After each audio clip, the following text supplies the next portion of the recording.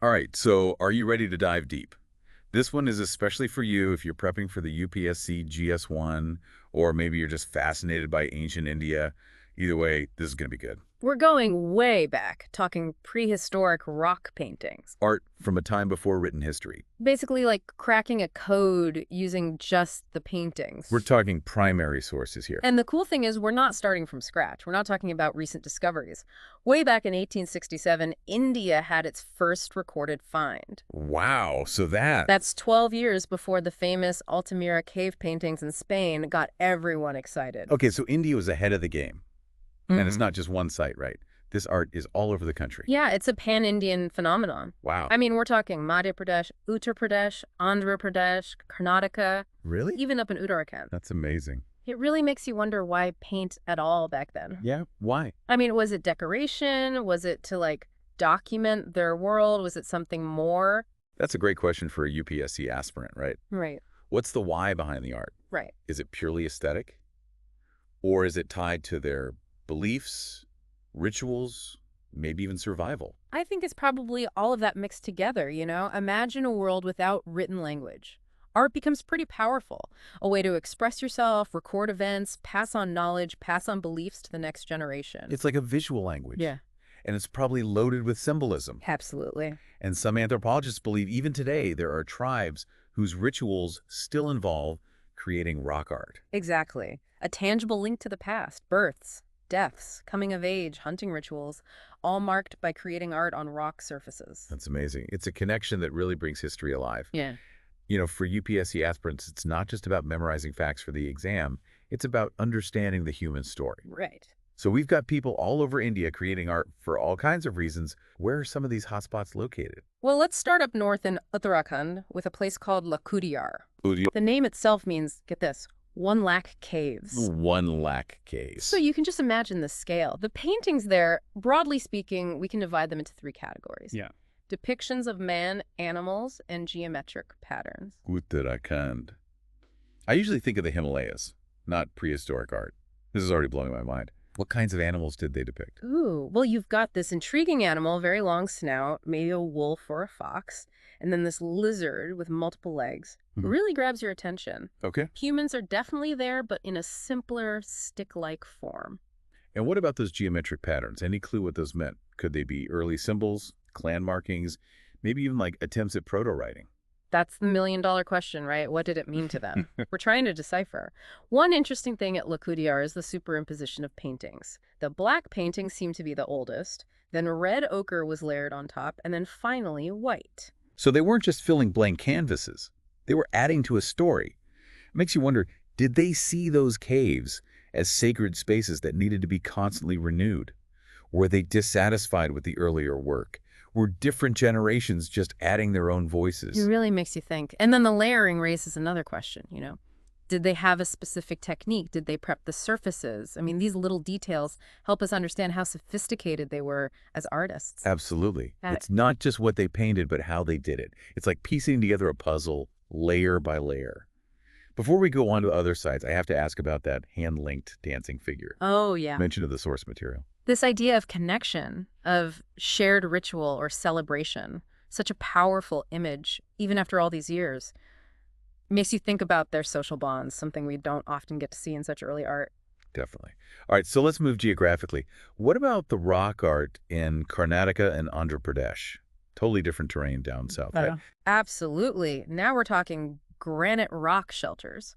Places like Kupgalu, Piklahal, and Tekalkota, and they are just teeming with depictions of animals, bulls, elephants, samhars, gazelles, sheep, goats. Wow, like a whole menagerie. It's really something. Sounds like they were really keyed into the natural world around them. Any human figures in these southern paintings? Oh, yes. But they're also stylized, much like the ones at Lakudiyar. Okay. One interesting thing, though, is they frequently include tridents. Now, for a UPSC aspirant, that's where things get interesting. Right. Are these purely symbolic?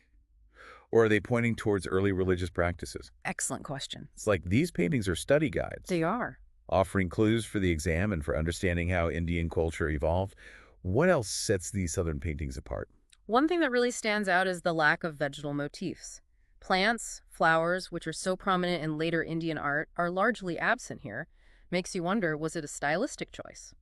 Or does it reflect the landscape, the resources of that specific region? It's fascinating. Okay, so we've explored north-south. Now let's head to the heart of it all. Huh. Bhimbetka in Madhya Pradesh. It's like the grand stage for prehistoric Indian art, wouldn't you say? Bhimbetka it's incredible. Yeah. 800 rock shelters, over 500 of them decorated with paintings. Wow. It's a UNESCO World Heritage Site, no surprise. It's mind-boggling to think about all those artists over all those years drawn to that place, Right. leaving their mark on those cave walls. It's amazing. But how do we unpack all that art? I mean, it spans different periods. That is where the work of archaeologists comes in, Right. people like V.S. Wakankar. Yeah. His discovery of Bhimbetka back in the 50s, 1957-58, was huge. Right. He meticulously categorized the paintings into 7 historical periods based on style, technique, and, that fascinating layering that we were just talking about. Exactly. So for our deep dive today, we're going to focus on the first 3. Upper Paleolithic, Mesolithic, and Chalcolithic. Sounds good. It's like a crash course in art history. Oops. Yeah. Definitely. But with a prehistoric twist. Absolutely. So let's go all the way back to the Upper Paleolithic. What makes these early paintings stand out? Well, the first thing you'll notice are these large animal figures. Bison, elephants, tigers, rhinos, rendered in these really bold strokes. Okay. You definitely have human figures, but they are much more stick-like, almost dwarfed by the animals. Right. And color palette is limited, primarily green and dark red. It's like they were experimenting. Yeah. Still mastering their technique. Maybe. It makes you wonder, what did they use for pigments? Right. Was it a complex process, or were they just using whatever was around? Well, they sourced their pigments from the earth itself. Really? Hematite for red, Okay. a type of chalcedony for green. Oh, wow. That's amazing. It shows just how resourceful they were. Turning earth and stone into art that lasts for thousands of years. It really is amazing. Okay, let's fast forward to the Mesolithic. What changes are happening on the art scene now? Well, this is where things get really exciting. This is where you see a real burst of activity. Okay. The canvases get bigger, the themes become more diverse. You still have those grand animal figures, but now there's a bigger focus on hunting scenes, really capturing that aspect of their lives. And that's such a crucial part of their lives, hunting. It really is. And remember how we talked about some paintings with animals chasing humans? Yeah. It challenges how we think about early humans and their place in the world. Right. Was it fear? Or just recognizing the power of nature? This would be something a UPSC aspirant could really dig into. Absolutely. And it's not just the themes, the style changes too. Yeah. The animals are much more naturalistic. Okay. You can see their muscles, the tension. It's like they weren't just drawing shapes. They were capturing the essence of these animals. Exactly. Do you think they were studying the animals so closely because it helped them hunt better? Maybe. I mean, was that detailed observation a matter of survival? Could be. It's an interesting thought. And that keen observation, it also extends to how they depict humans. You see them doing all sorts of things. Okay. Running, jumping, dancing, grinding grain. It's like a snapshot of their lives. That is. Their rituals. You see their clothes, their hairstyles. What about those handprints and fist prints? Right. Do we see more of those in this period? Yeah, we do. And they're still one of the most fascinating parts of prehistoric art. Totally. Were they like signatures or claims of ownership, expressions of identity? Maybe. Or did they have a ritualistic meaning? Some way to connect to the spiritual world? We just don't know. It's like they're reaching out across time, challenging us to solve their mysteries. Okay, so we've talked animals, hunting, human figures. What's the overall impression these Mesolithic paintings create? What story are they telling us? For me, it's their connection to the natural world that really stands out. Yeah. It's not just hunting for food, it's a sense of awe. A reverence for the animals, for the landscape. Remember how some paintings are so high up on the rock shelters? Right, we talked about visibility, ritual. Right. But could it also have been about connecting to the sky, the sun and the stars, It's possible. aligning themselves with the cosmos? Yeah, like the rock shelters become part of the canvas, Right. part of a bigger story. Speaking of canvases, let's talk about their palette. Did they stick with those earthy tones, or do the colors change in this period? Well, we're talking about a lot more colors now. White, yellow, orange, red ochre, purple, brown, green, black. Wow, that's quite the range. They weren't afraid to experiment. I guess not.